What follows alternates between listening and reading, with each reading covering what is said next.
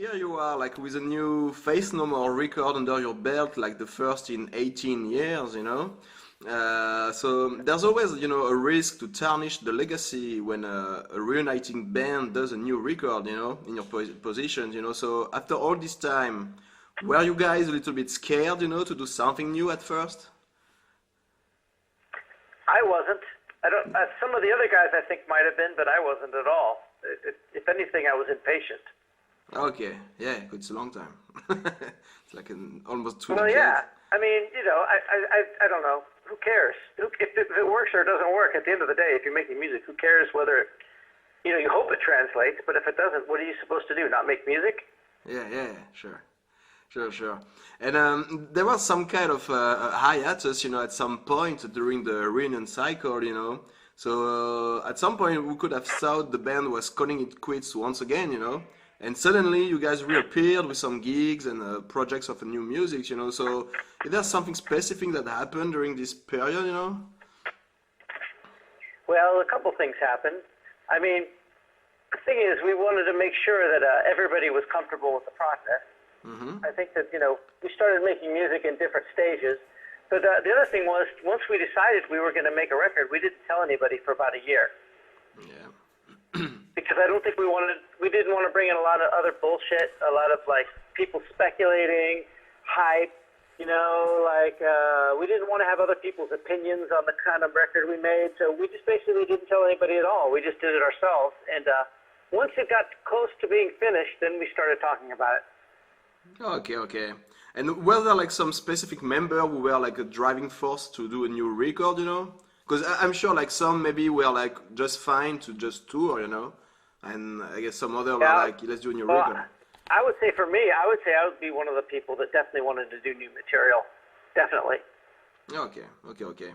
And so yeah, when it's time once again for reuniting band, there's something tricky, when it's time to do a new record, because you either move forward, and continue where you left off, or there's also a temptation sometimes to go back to the roots of the band, So with Sol Invictus, for me, it seems you guys did it a little bit of both, because some songs sounds really new and fresh for Face No More, and some other could have been on Angel Dust or The Real Thing, So Familiar, yeah. So were there any specific plan, No, I think that there's a certain thing that we do that you can't escape. That's going to sound like Faith No More, no matter what we do, and you can hear that on this material. But we are always trying to find new ways of doing our thing, to try to explore new things, even though we can't really escape our basic sound. Mm-hmm. So I think that's why you probably get a both of that. I think if we do another record after this, it'll have the same kind of characteristics. Yeah. Both familiar and probably something a little different. Okay. And what's the past, you have John Hudson, still with you guys, and I think it gave you the opportunity to pursue your future, whereas if Jim Martin would have been involved, maybe you could have been strictly nostalgia, of the early records, and maybe you would have put a nostalgia record as well. I mean, yeah, sure, some bands do that. I don't think that would have been a good thing for us to do. But it's always an option, I suppose. Yeah, and Face No More is more about innovation than looking in the past, I guess. Well, it was this time anyway. Yeah, I mean, I would like to think so. I think as a creative artist, you want to be able to always kind of think that your best work is still ahead of you. Okay. And so in 18 years, did your way of writing songs basically as a band change, or was it it was just yesterday, the same type of process? Well, I'm not sure. I'd say that we've been doing this for so long now. I think that there's a certain mental process that you have that you don't ever escape. But what you try to do is just get better at what you do. So you just try to, I listen to old records that we've done, and I would say, well, I hear mistakes all the time. I hear things I could have done better, and you always just try to improve as you get older. Okay. And but yeah, and like I said, maybe more specifically on the way you guys basically write songs, because the last time I've been nearly 20 years, so I guess the session must have been quite different, between Album of the Year and Sol Invictus, I guess. or was it like really similar? Not as much. Not as much as you think, because I think when we get all of us together, there's a certain chemistry and a process of how everybody works that's not that different. Okay, and you working like as a unit together, or some people like bring some complete songs, and the other like put their inputs, A little bit of everything. Okay, okay. And so yeah, Matt Wallace is involved, he's like your long-time producer and stuff, but he's only involved in the mix this time, and it's the very first time you're producing on your own the record. So was it something you always wanted to do before, but lacked maybe some confidence in the past, Well, I think for this project, I didn't want to do it because it was a big responsibility Yeah. for me. And we didn't use any other engineers, so I felt like kind of on a technical level very much alone a lot of times. But at the same time, I mean, I got a lot of support from those guys, and it was totally worth it. It totally made me better at what I do, without a doubt. So I'm happy it happened. I'm totally happy it happened, but I didn't want it to happen in the beginning. Okay, so it just happened by like the way of things were evolving, like Yeah. it wasn't like on We top were of- working, and we were doing some stuff, trying some things out, and they sounded really good, and we decided to keep going. Like, let's just keep moving, and let's not tell anybody, because we can do this ourselves, and we don't really need to tell anybody. Yeah, So sure. Yeah. it became very natural how it went into this direction. Okay, okay. And yeah, is there like a meaning? I guess there is one, but behind this record's title, like Soul Invictus, Hmm. But you want to keep the mystery around it? Oh, is there a meaning? Yeah.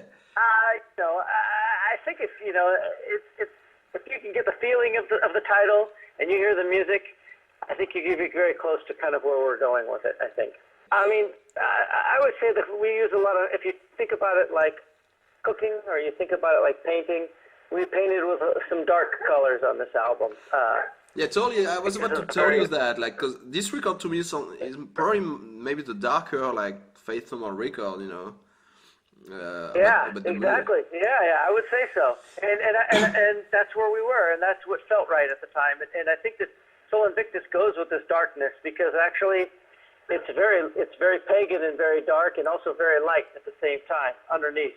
Yeah. It's some dark, like some moments of brightness, and it's also like that got a mysterious feel so about it as well, And Absolutely. yeah, there's definitely a mood here.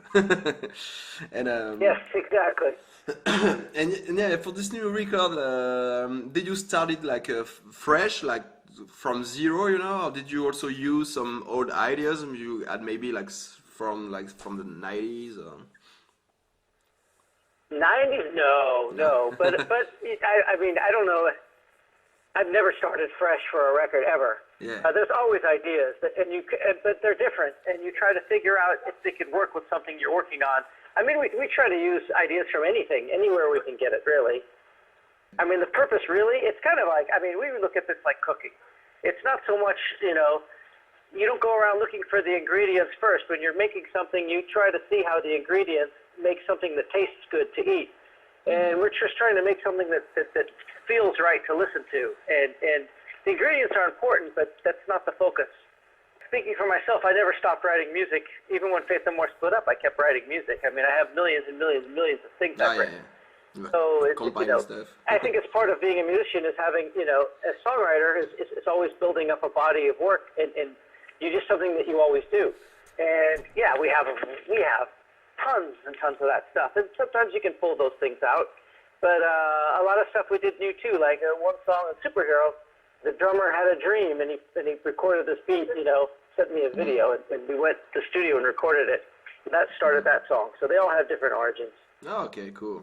And you mentioned Superhero. I think you played that song, Motherfucker and Matador, live already. Yeah. And so all the crowd was reacting to this new music without knowing it, Yeah, it's a little strange because it doesn't sound like. I mean, you have to hear it on the album to really know what we were thinking.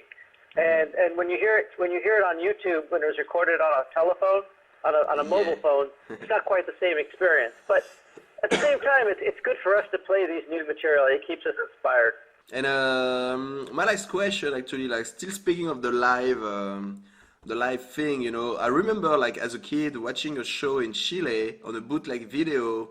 I think it was the Hmm? maybe King for a Day tour, where the audience was basically spitting at you guys as a sign of happiness, and joy. Yeah, So that's right. does it still happen these days when you play there? No, actually, no. I don't know what happened. It changed. They used to do that all the time, and then they just stopped doing it. And I don't know why. Or they get westernized, maybe, like they don't know, like yeah. I don't know. I'm not going to complain. I'm not going to complain about it. But no, they stopped. That was very strange.